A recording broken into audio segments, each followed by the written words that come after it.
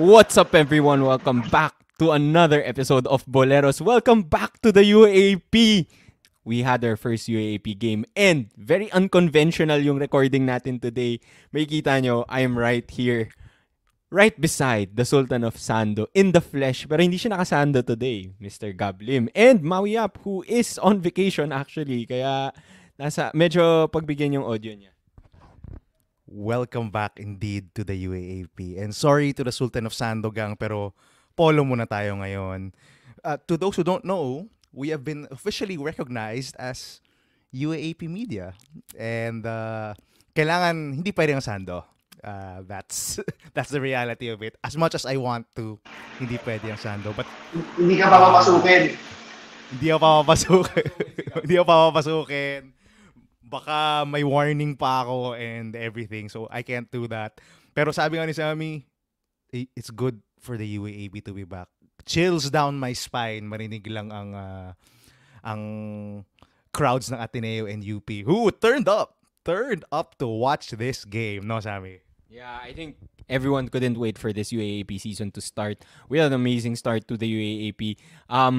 We'll talk more about it. Obviously, it wasn't that close in the end, pero I think it was an exciting game for us to watch. Gab and I were there. We saw a lot of people there.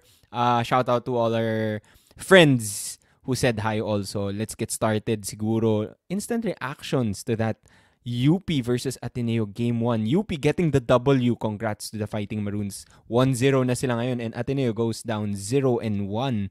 By the way, new season, new backdrop, new sponsors. May surprise kami ng Gatorade sa inyo in our next episode. So, you'll learn more about that. Pero Gab, ikaw, anong una mong reaction sa UP Ateneo game na yun? Thoughts, feelings? Well, I was not really expecting an Ateneo win. Which we said I think Maui said it too, na this is not the Ateneo team of the past. This is not a team of veterans. This is not a talent-laden team. This is a very small team.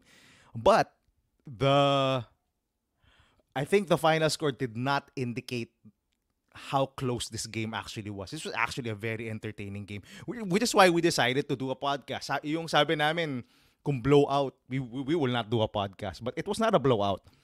It's actually a pretty good game, pretty exciting. It was slow to begin and it was actually matagal yung game sa amin.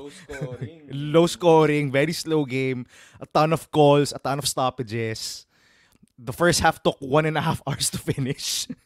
And we're so tired actually. I want to go home and sleep, but I do have a lot of thoughts. Overall, the game felt like a bunch of kids against a bunch of old guys, a bunch of vets. Sorry, hindi mo old guys, a bunch of vets.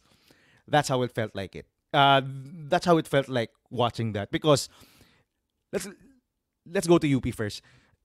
JD Kagulangan played one heck of a game. Grabe. JD, he's a pro playing amongst amateurs. Every time he was on that floor, you see it in the plus minus. What? A plus 19? Had a double-double, 17 points, 10 assists. And you said it, Sammy. No, when you looked up at the box score, he has 12 points. I didn't even notice. Hindi ko napansin. Parang it was a quiet 17 points or something. But when I looked up, 12 points na pala si JD? Parang it just came so naturally to him. It was almost a triple-double for him, I think, diba? I think 3 rebounds away from a triple-double. So, I think the main story of why UP won this game was JD. Because if you look at the fourth quarter, Ateneo cut it down to 8, 54-62. Felt like they were about to make a run. And JD just made 2 big plays. One was, I think you weren't there. You were answering a call outside in the hallway.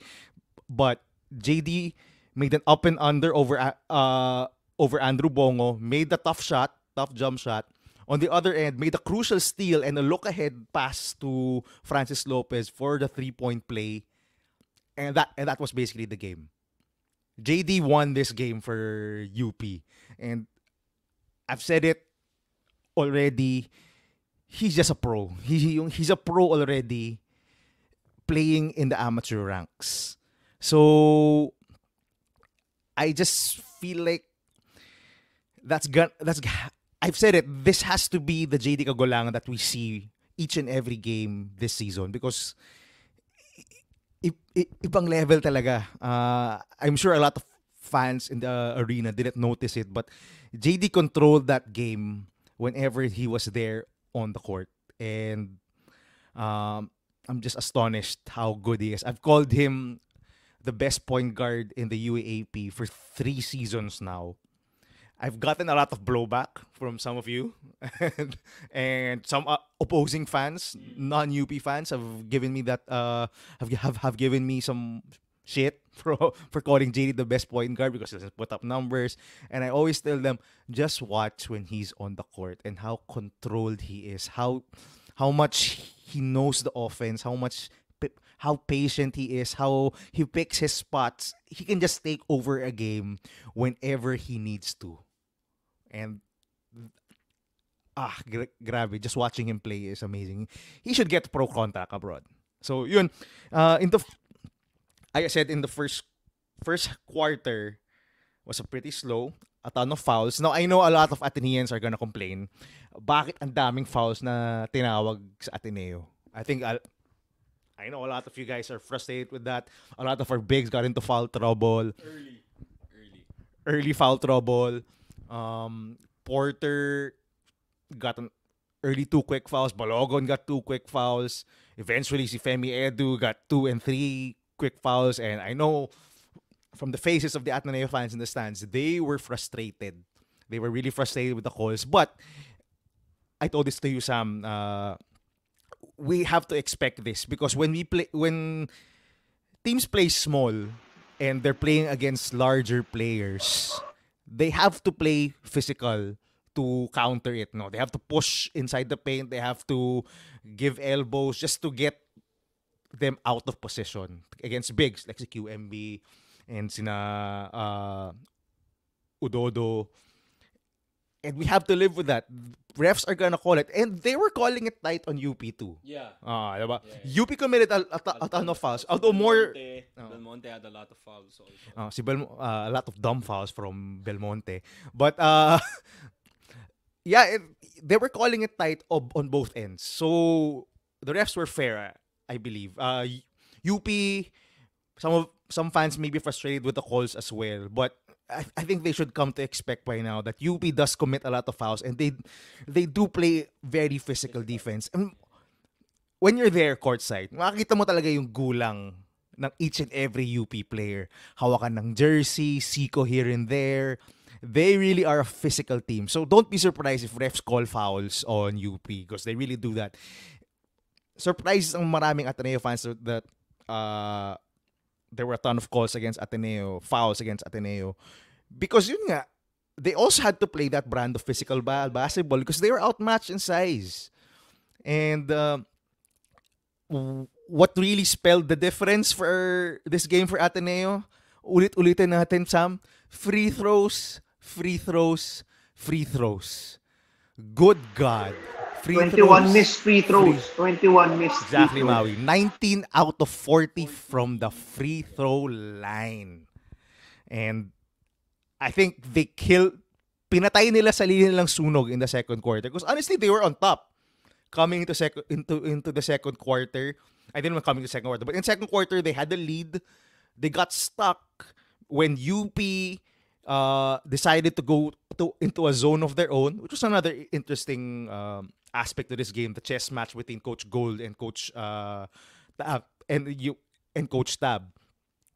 And once they went zone, it was harder to get into the paint for Ateneo, but they were getting a ton of free throws. And they just weren't making them. As in, just when you needed some points on the board for offense, Ateneo could not convert. That's just the root of it. Even in the second half, when they needed points on the board, they could not convert their free throws. And that comes with inexperience. If you look at UP, they also struggled in the first quarter. Diba? Yeah. They struggled with free throws in the first quarter, but they adjusted and eventually started making their free throws. They finished around I forgot 14 out of 24 from the free throw line. I think most of those misses were in the fourth quarter. So uh yun, they're the more veteran team. That's a sign of experience na okay, we're missing but we're not letting it get to our heads. We're gonna make our free throws. Um we're gonna make our free throws eventually. Ateneo did not adjust at all. When they were missing free throws, they kept on missing and missing. And I know we just met the Tuanos in the arena and we had a long conversation with them, but we do have to remain fair. The free throws went to Sean Tuanos' head because he missed 7 of them. And in that crucial second quarter when UP finally got the lead and finally extended it to 10, it was Sean Tuanos who missed what, 6 free throws or 5 free throws. They just killed their own momentum eh. I mean, they didn't slow down, they didn't adjust their free throws. It got to their heads and that was it. Although I am proud of Ateneo in the third quarter. I don't know, Maui, if you had the same thoughts, no? Na Ateneo from last season was a bad third quarter team. And UP is a great third quarter team. So I was talking to you, Sammy. I was worried na tatambakan tayo sa third quarter. But UP only won the quarter by 13. UP punched Ateneo in the face early in that third quarter. Got the lead up to 17, I think, or 15. But Ateneo just kept fighting back, clawed their way back, kept it within distance, and eventually headed into the fourth quarter with, I say only a 13-point deficit, because in that start of the third quarter, you felt that UP was going to pull away. But they kept fighting, and I just want to say that the defense of Ateneo is amazing. They kept throwing looks after looks, different zones, different traps. They went man-to-man sometimes. But their defense kept them in this game because their offense, as is the story most of the time, di ba, Maui, Sammy? Their offense was atrocious. They shot 28% from the field and 47% from the free throw line. So I think that's the fact that we only lost by 16 is actually a miracle for me. They should have been 20 plus. So, Maui, ikaw naman. Or Sam. Yeah, Maui, I want to hear your thoughts. Watching it kanina, anong mga nakita mo and anything Gab missed? Yeah, actually sad ako kasi I wasn't able to watch the game live like you two guys, di ba? It's the opening of the UAAP and it's Grabe yung energy, Maui, by the way. I'm sure the energy is electric. Any UP game usually the energy is electric. I love the UP crowd is crazy. Di ba? I've said this before. I've sat at the UP side, the upper box or the lower box area right now, and it's packed. It's crazy. Everyone's jumping up and down. I love the energy. It's something I missed. Di ba? I've been watching all of that in the UP games live. You guys know that. But some early thoughts. With regards to Ateneo, I think the first half showed that they, especially the first quarter, showed that they could they have the potential to be a team that could make the Final Four. I think that's something that I realized a while ago. Jared Bahay is as good as advertised. In my opinion, he had 13 points, 5 rebounds, 4 assists, and a turnover. Remember, we're going up against UP. This is a rookie. Diba? This is a rookie. We're going up against Ateneo is going up against UP, who has the best backcourt without question in the UAAP. Diba? They force a lot of turnovers. UP thrives off points of turnovers. But Ateneo actually only turned the ball over 10 times. Diba? Even si Espinosa. Not bad. Diba? I got a lot of messages again from angry alumni na I really don't like Ian Espinosa. But honestly, he did a good, I think he did an okay job. It's just that the expectations is sky high for him. Maybe the drop off from Jared Bahay does not also help kasi galing ni Bahay. But Ateneo did a good job. Diba? Turning the ball over only for 10 times against a very good backcourt, very good defensive Mm. team such as UP is actually very good for a very young team. Diba? Remember, this is a team filled with rookies and sophomores. Diba? And they were able to go toe-to-toe with UP during the first quarter. Actually, I'm with some Ateneo friends. Lahat kami, we were surprised if we were watching the game on my phone. Thank you to Pilipinas Live pala for Shout out Pilipinas shout out Live. Pilipinas Live. It's finally very easy to tune into games, diba? Even when you're out of town or out of the country. So, actually, we were all surprised that Ateneo was hanging in, diba? Kasi there were certain parts of the first quarter that you felt like UP could run away.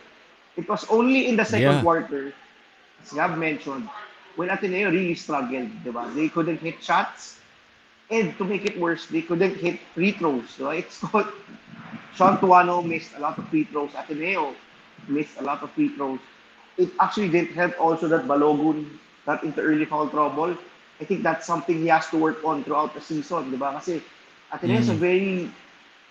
has a very thin front line. I think si Josh Lazaro had to play 24 minutes as a center mostly, but he had 11 rebounds. Shout out also to Josh Lazaro. I think this is his best Yeah. or one of his best UAAP games, di ba? It I looks think like it's he could. best.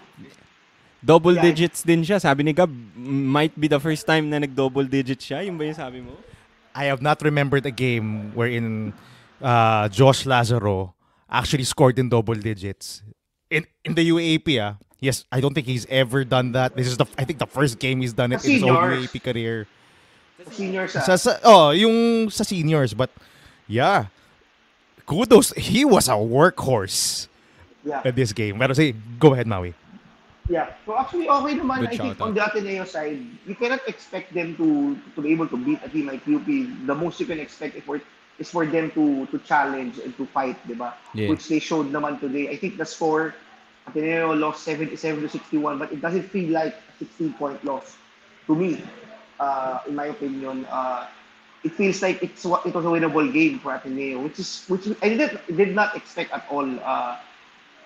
Oh, it's unfortunate for Ateneo to lose to a school also. That's something we have to note. Yun That pa. happened also Oh, in the second quarter, we di have ba? to talk about that. When Ateneo was when UP was really starting to get a lead.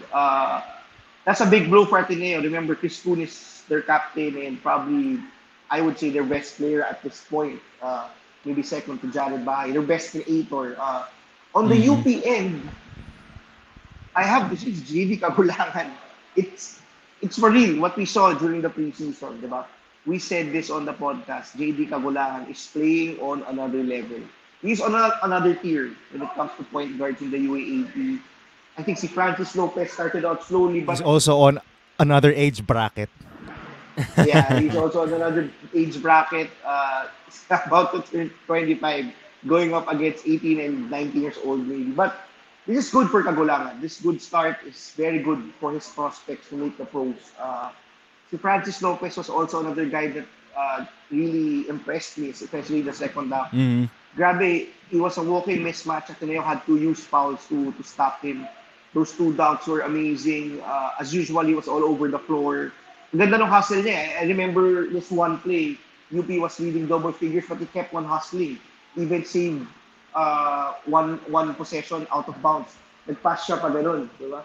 Imagine one of your star Mm. players doing that. That's championship material. That's championship basketball. Diba? If you want to be a champion, you have to have your players have that effort, especially your star players. Also, diba kasi we mentioned si Terence Fortea. We have to shout out Fortea. Diba? He did a good job. Yeah. When he entered, he hit 2 3-pointers and Back to he's back pa very nga ata. confident. Halos magkasunod eh, di ba? I think he's finally healthy. Maybe he could be that best shooter for UP. Diba kasi they lost Cancino, arguably one of the best shooters in the UAAP season 86. So maybe he can carve out that role, diba? So, and lastly, in the UP side, see Quintin Melora Brown is for real. I think he's legit. I like how he Legit. moves around the floor. I love his motor. I love his strength. I hope this guy gets eligibility to play Gilas basketball. May chance. May chance May daw. chance. May chance based Yun on yung their sabi. conversations with some UP alumni during the game. That's something to look out for. I think Gabi's right. He's arguably their best center. it sucks for Alter, it sucks for Gani Stevens. This guy will get a ton of minutes. Ododo also will lose minutes because of this guy. He's their best center by a mile, I think. Yeah, I want to jump on that QMB shout out. Some people, I think when we talked about him previously, parang hype tayo and people were saying dun sa mga off-season games, oh, he's not dominating naman eh, 'di ba? But that's the thing. With a team like UP, he doesn't have to be a dominant 2020 machine, 'di ba? And what I really love about QMB is he's a system player. He plays within the team. And I think yun yung isa sa mga dun sa post-game conference when he was asked about it, like, were you targeting, was that your main goal to get 17 rebounds? And what he was saying is, parang, I just want to focus on being a team player, working within the team. We have guys like JD and Francis to, carry the load offensively. So, you love to see a guy like that na talagang will work within the team, within the system, and really just find where he fits. It's exciting kasi if this guy becomes a Gilas player, we've seen Gilas na puro star players din eh. Puro Makakaupo na si Japet superstars, di ba? Makakapahinga na si Japet. Shout out kay Japet Aguilar. Yun yung sabi ni Gab sa akin kanina by the way. But it's exciting to see like team players like this. And again, like UP doesn't need a superstar. They have so many guys that can score, that can take over games. And we've always said this, UP is 16 deep.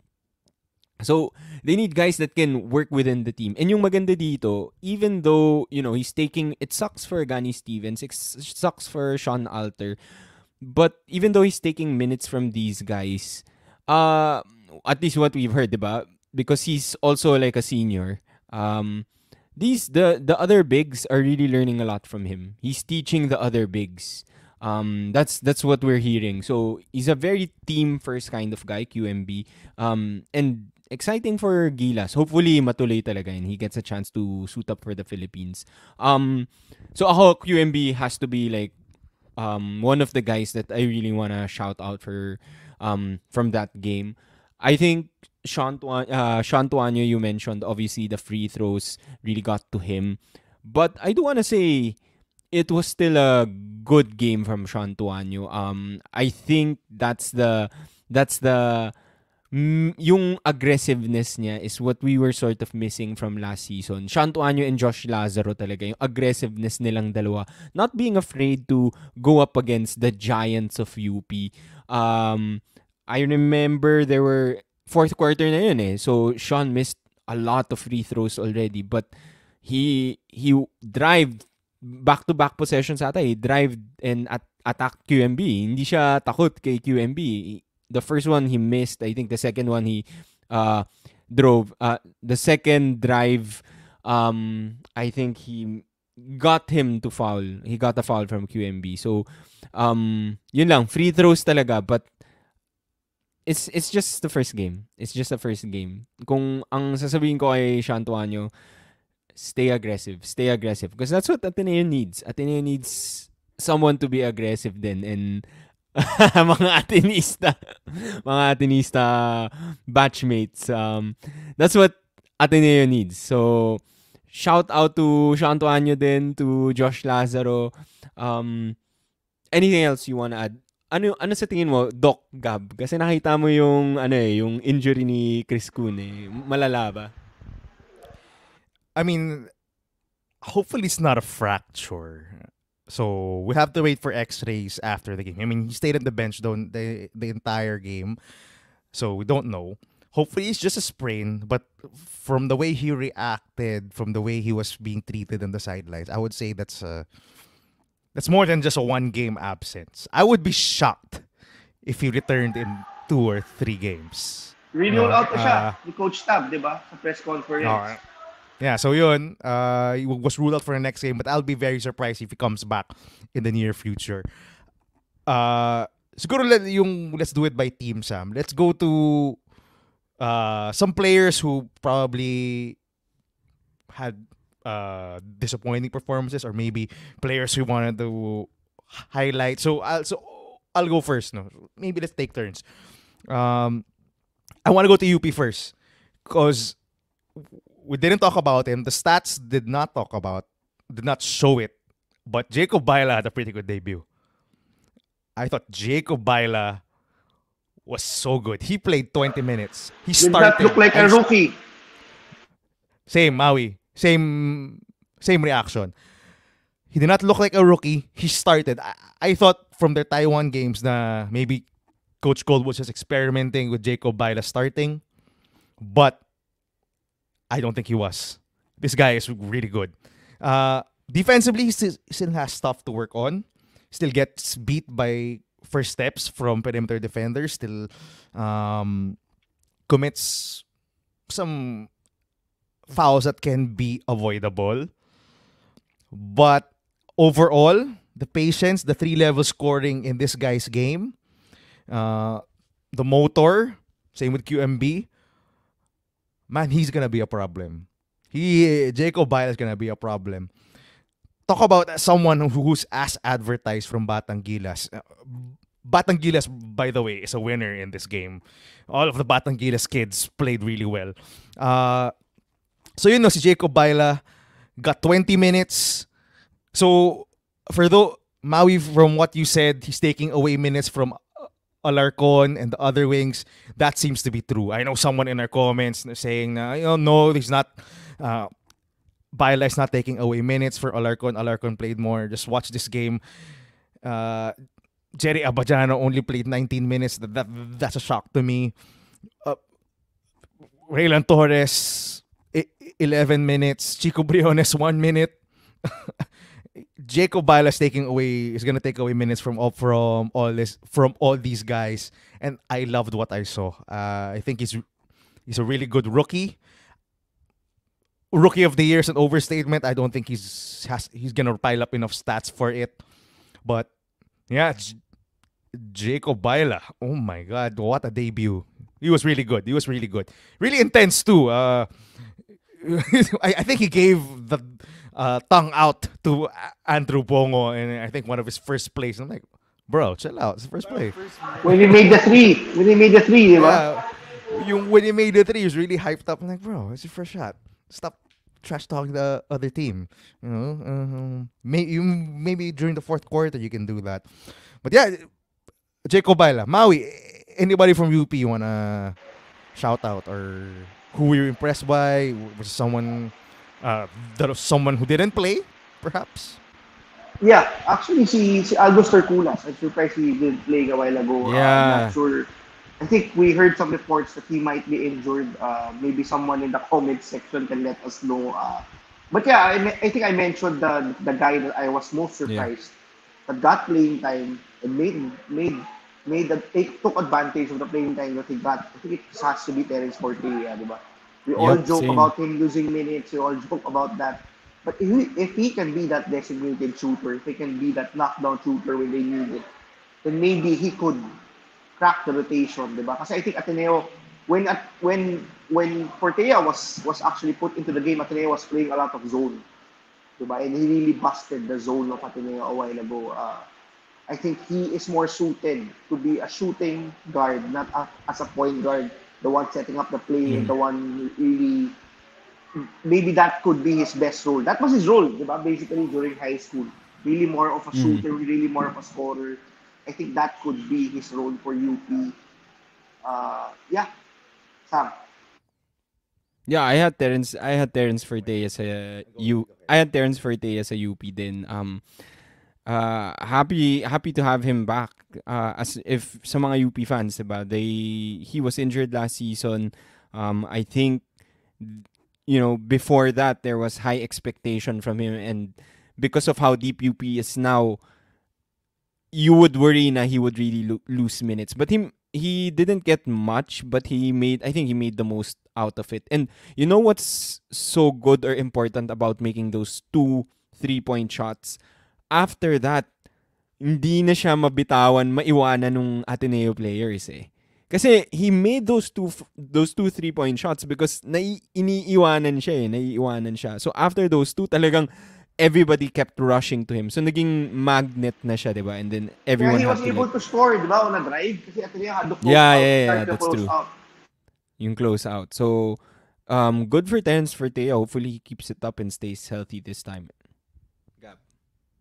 No, as the resident Terence Forte critic, not so much hater. And I know, guys, people would tell me in their last episode, yung sabi ko, he won't get minutes, but he proved me wrong. But in my defense, I did name Terence Fortea as my under the radar player to watch for this upcoming season. Diba? Check out Diba? that episode, di ba? Check out that episode. Oh, you check out that episode where we named our under the radar players. I did name Terence Fortea as an under the radar player because he was kind of forgotten last season. He was kind of forgotten, and I think this is a good way to reintroduce himself. Yung sabi ko naman, diba? What Terence Fortea does the best is shoot, and UP needs shooting, hence Terence Fortea. And I think that this was a good reintroduction for Terence Fortea. I know he was buried in the bench last season. This, I think, not playing Walker in this game helped distribute more minutes to guys like Fortea. Guys give more minutes to Alarcon and Abadjano. And by the way, Felicilda only played 9 minutes, so that also helped the other guards to get more minutes. But yeah, if he plays like this and he shoots like that every game, he's gonna be part of the rotation, and he's probably gonna push Jan to lower than 10 minutes, and Rayland back down to lower than 10 minutes. If he continues to shoot like that, no. So yun. Anyone else from UP, Maui? Yeah, I think lastly, we mentioned then also, I think it has to be concerning, di ba, for the bigs after that QMB performance. I think Sean Alter only Sean played a Alter minute. played 1 minute. Sean Alter played a minute. Danny Stevens played 9. It's a bit concerning for them. More so for Gagate. Di ba? He's sitting out the year and you don't know what to expect for next season. Maybe UP gets another one and done, but they already have a one and done waiting, Jordan Wilmore. I don't know. But it's concerning for both of them. Diba? I wanted to see both of these players get more minutes for UP. I think Sean Alter showed a lot during the preseason. Danny Stevens has been showing a lot since donning the UP uniform and losing all those weight. But QMB is really on another level, and I would be surprised if these two players get more than 10 minutes a game, maybe 15 minutes combined. There were even, I think there was a lineup that they played both of them at the same time. That minute They that played- Alter played, they played at the same They time. played So, Gani as power forward, but that lasted like a minute or two lang. No, Diba? kasi Wala- well, I think the absence of Tercula's help plus the subpar play of Belmonte really helped Gani get into the floor more. But I think when Tercula's finally gets healthy, I think Correct. they mentioned Correct, Maui correct. na injured siya sa Taiwan tournament. When Aldos is finally healthy, I don't think you'll see those kind of lineups for long stretches. No? Si Gani at power forward, especially against teams who are bigger and who have stretch fours. Yung Ateneo kasi you can get away with that because they're small, and they don't really have a ton of offense to go to. But yeah, Sam, anything else from UP? I think Belmonte, grabe yung hype kay Belmonte, di ba? We've been really hyped about Belmonte since he joined UP, kahit nung he missed playing when he got injured, nung tinamaan siya sa face. This is going to be a crucial season for Belmonte, I think. And it wasn't a good start for him, I have to say that. But kahit nung off-season, he was getting a lot of minutes. Coach Gold was giving him a lot of chances. He was getting a lot of touches, actually. Like, they were making plays for him. So I think they're really trying to push this guy. Kasi, kita mo yung potential, diba? Yung length niya, yung versatility niya.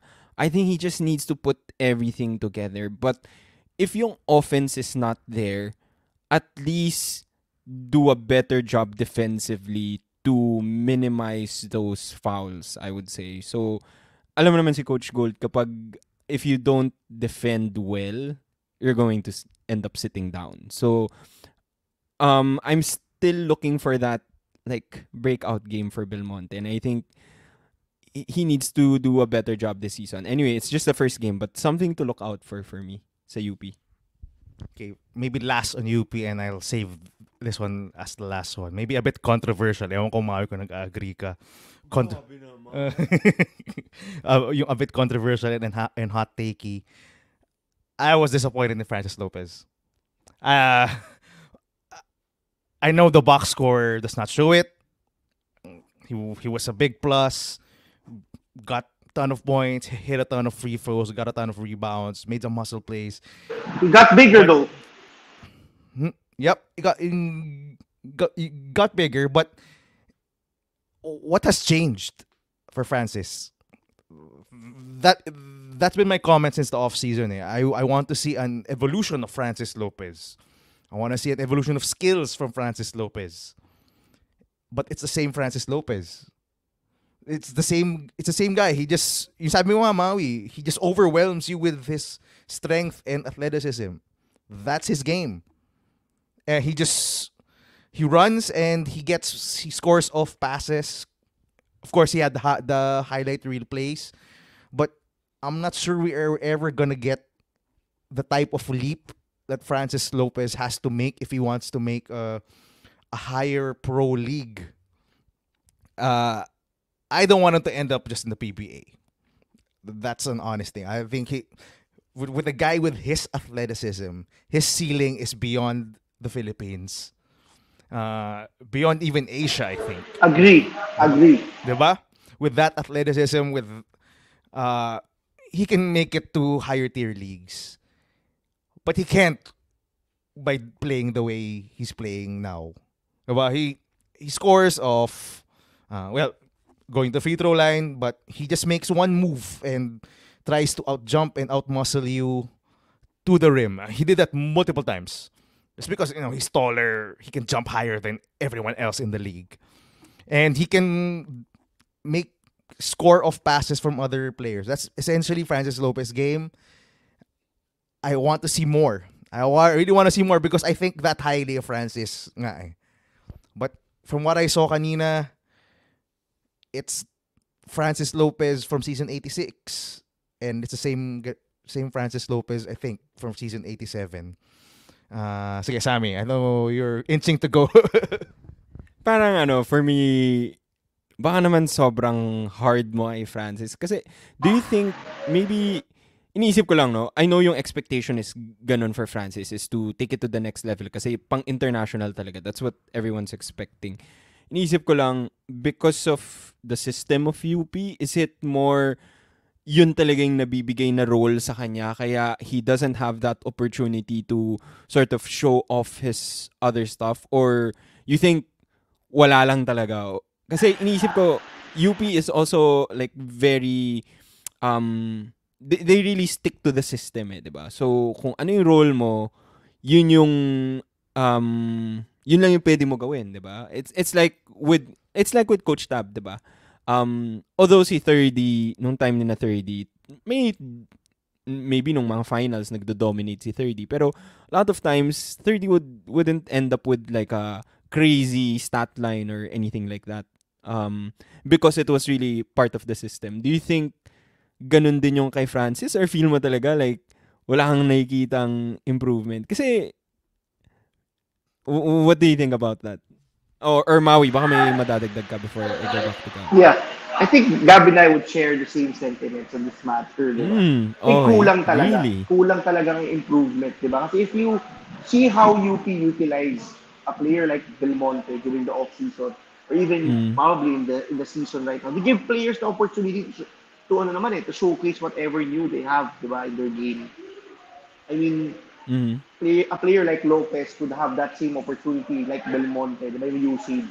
But it seems like yung game ni Francis hasn't really been that advanced. I think what we mentioned before, the lack of a consistent three-point shot, the lack of proper ball handling, I think his transition to a wing player has not materialized as much as he wanted to in 2 years, diba? Kasi if we saw a player like KQ is the best example here, diba? We see the small changes, we see the small improvements.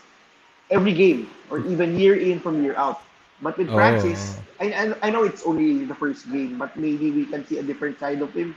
But it seems like from what we've seen all throughout the offseason and this game, Francis being utilized the same way he has been utilized by UP.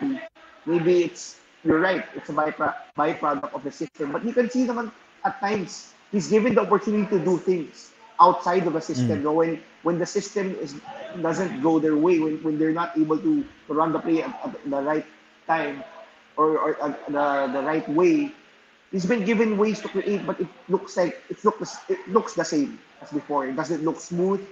It doesn't look like he could drive the lane as easily. It looks very generic, in my opinion. How he drives the lane, you don't see the small changes, diba? With players like KQ, with players like even Perkulas, you can see a lot of changes from Albus Perkulas game, diba? From year one to year two. And even no off-season when we saw him in Phil Oil. But Francis, I don't know if it's him having that superior athleticism, him having that strength. Maybe that's why he's not developing more the other skills that he has to because he can rely on those things right now. So maybe it's a question of him being That's a utilized good another point, way, Maui. I think that's or a very good maybe point. or maybe he has to face other people who can match up better with him. Kasi if you have a strength, diba, it makes sense naman to utilize that strength. So maybe Francis is just utilizing whatever strength he has, which is that, diba? That's something that's a bit unanswered the past season. Yeah, Sammy, to answer your question, no, I don't think it's about the system because he's given opportunities to showcase his skills. And if I might argue, if he did have skills that were advanced, I think Coach Gold would utilize it within the system. You know, for example, si Terence Fortea, he knows he's a shooter, so Coach Gold runs plays for Terence to get shots from three. Uh, Francis Lopez, if he had playmaking ability or uh, great isolation scorer, counters, ball handling, I think Coach Gold would give him that opportunity and integrate it into the system. But he does not have it now. And I think that's why Coach Gold prefers that he gets straight line drives to the rim, alley oops, uh, dunker spot passes so that he can score easily using his strengths. Baka tama nga si Maui, no? Na dahil sobrang athletic at athletically superior and strong niya compared to the rest of the league, he doesn't feel the need to develop the other parts of his game yet. Yet. No, I'm not counting out that he can possibly uh, develop into a KQ like player. I think he can. I just hope it comes sooner because honestly, how old is he? 21, 22? Medyo matanda na. Medyo matanda na. He came into college late. So uh, the window is quick for basketball. So, if he wants to make it abroad, it can't be when he's a fifth-year senior and 25 years old. Because at that point, how many years do you have left to play pro basketball in a really high-tier league like a Euro League or a Japan B League if he ever makes it there? I don't think that's much. So, just to be clear, I'm not a hater of Francis Lopez. I'm We love following him. him because We're big I fans. love him. I mean, the athletic ability alone, grabe. I love him, but I'm hard on him because I want him to achieve his potential. Because kita mo talaga, he's the most athletic player in the Philippines. I think that's not a stretch to say. Okay, so let's move on from UP. Sammy, ikaw naman, from Ateneo, who impressed you? Or who disappointed you? How about that wacky Espina guy? We talk about Jared Baez, the rookie of Ateneo, pero Wacky Espina, super underrated rookie for Ateneo. It hindi naman flashy yung numbers niya kanina, 'di ba? But yung confidence and the way he defended UP with his length, I think yung comparison that we keep going back to for Waki Espina is Gian Mamu! Mamuat na Mamu level na mas mature yung three-point shooting at this stage, 'di ba? Kasi obviously Mamu was a long defensive guy nung rookie siya. Didn't have that three-point shooting. I love yung stroke ni Waki Espina. I was talking to Gab. I think he missed like his first or second three. After nun, makikita mo pinapractice niya Parang nainis siya And then, the next time he got to shoot, he was open. He made that three-point shot. So, hindi katakot. What a rookie for Espina. And underrated, diba? Ang daming hyped rookies this season. He just came out of nowhere. Yung recruitment. What a steal! So, I think he's a huge steal for Ateneo. Gab, alam ko you and Maui are high on Waki Espina. What do you think about him? Well, loved him. I said to you, hindi takot. Hindi takot tumira and you need that. He essentially replaced Chris Kuhn in the rotation. In the main rotation, di ba? Yeah, when injured Chris, it was Waki who took over his minutes and spot. And I don't know if you caught this, Maui. He had 2 steals off the passing lane. Just baiting defenders, no? Okay, pass it here. But when you pass it, oh my God, he's so long. Diba? Very Mamu-esque. I know, if Gian Mamu was watching that game, sabi niya, parang ako yun So yun, was, Waki Espina definitely was very impressive. You mentioned Jared Bahay. I have no idea why a lot of fans call him, Jared Kubo na lang daw. He's a bust. He's not as good as advertised. Legit. I don't know what your tama, he's legit. I don't know what your Yung crossover niya kay QMB. The crossover on QMB. His first bucket, the jab step he put on, I think it was Jerry Abajano, then up to a pull-up. Grabe. I know the numbers don't show it. Well, his efficiency was 3 of 11. Pero grabe, he does not look like a rookie at all. He looks like he's been playing in this league for a few years already. He is as good as advertised. So, stop calling him Jared Kubo, Jared Kondo, whatever nicknames you have to hate on the guy. Calling him a bust. Use your eyes and watch this guy play. He is legit. He is I know his task is a bit tough, no? When he's off the floor, the offense kind of craters. Because Espinosa is not the same shot maker and playmaker as Jared Bahay, which is a reason why I think a lot of people hate on Ian Espinosa.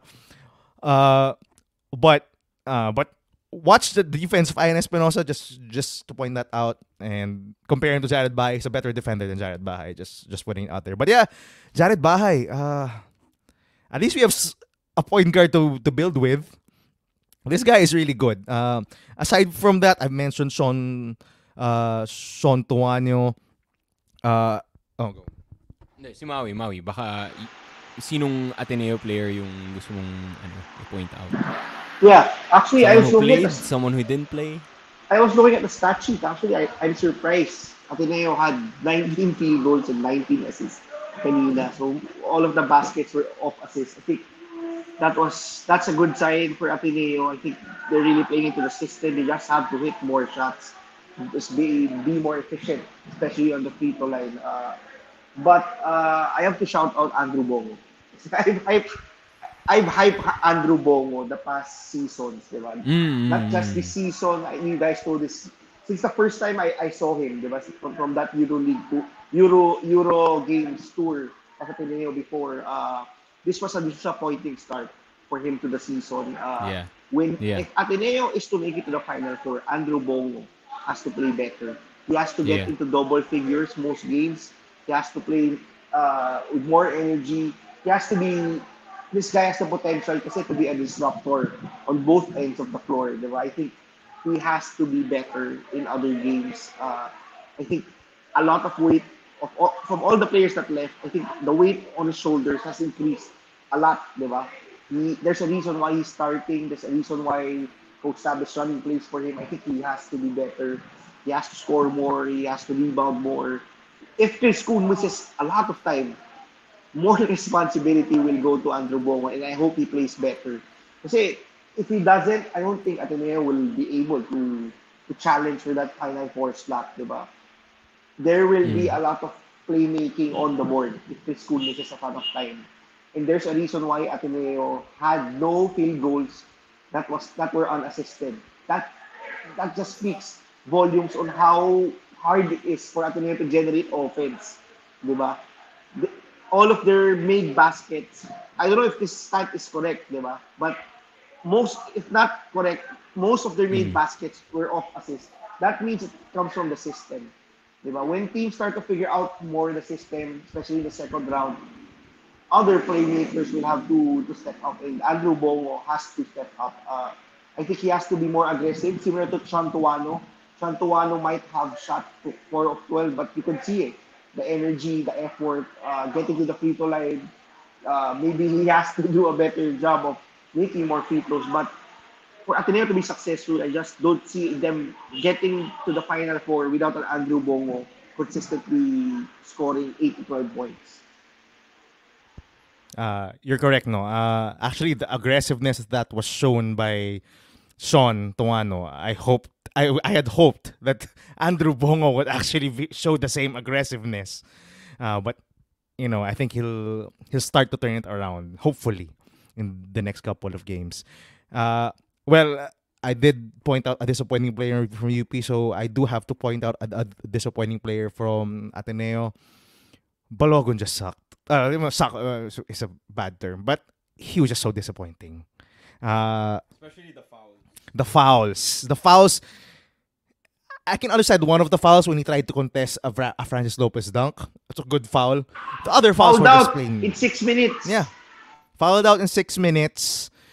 One of the fouls was, I think, warranted. He just, as I said, his contest on a Francis Lopez dunk, I think, was warranted. But the rest of the fouls, it felt like he channeled his inner Mark Belmonte and had force really crazy and stupid fouls. So I hope he gets better. This is probably the longest playing time we've seen Victor Balogun have in an Ateneo uniform.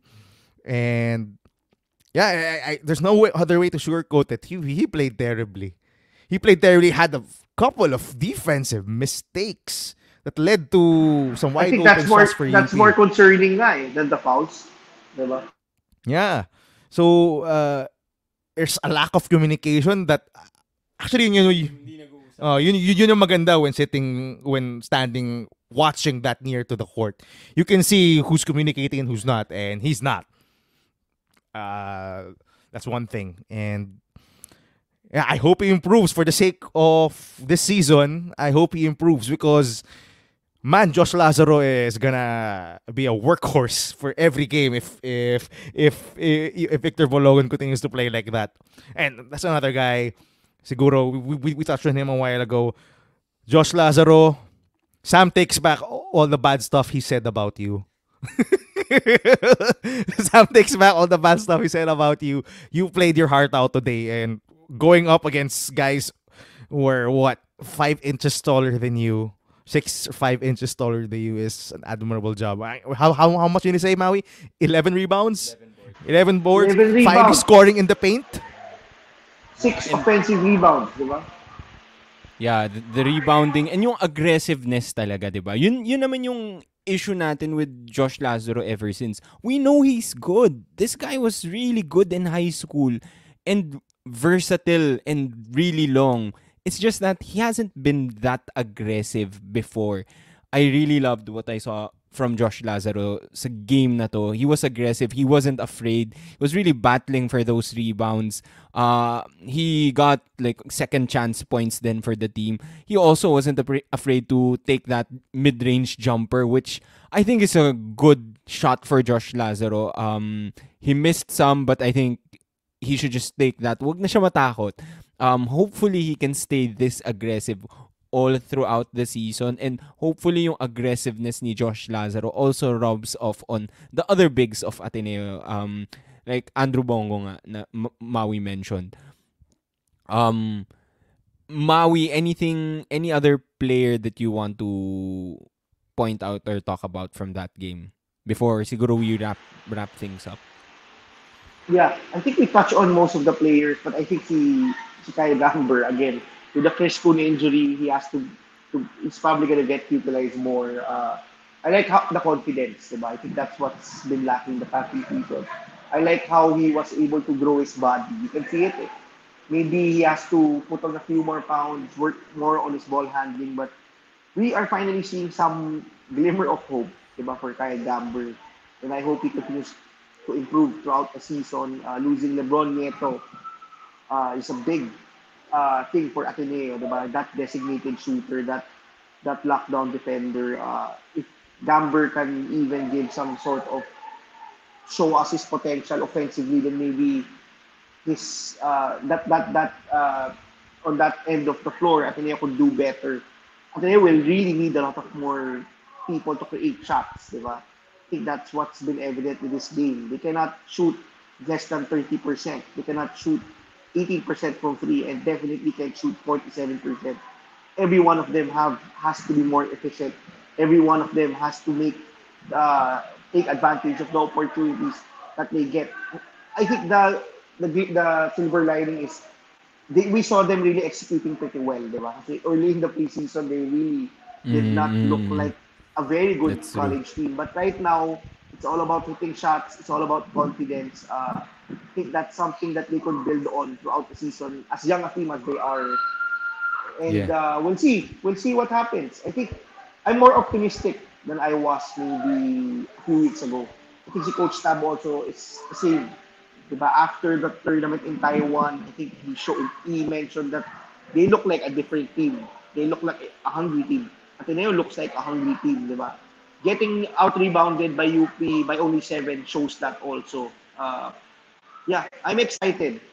Siguro ito yung first time the whole off-season, from the off-season that I could finally see some glimmer of hope that Ateneo could potentially challenge for that Final Four slot.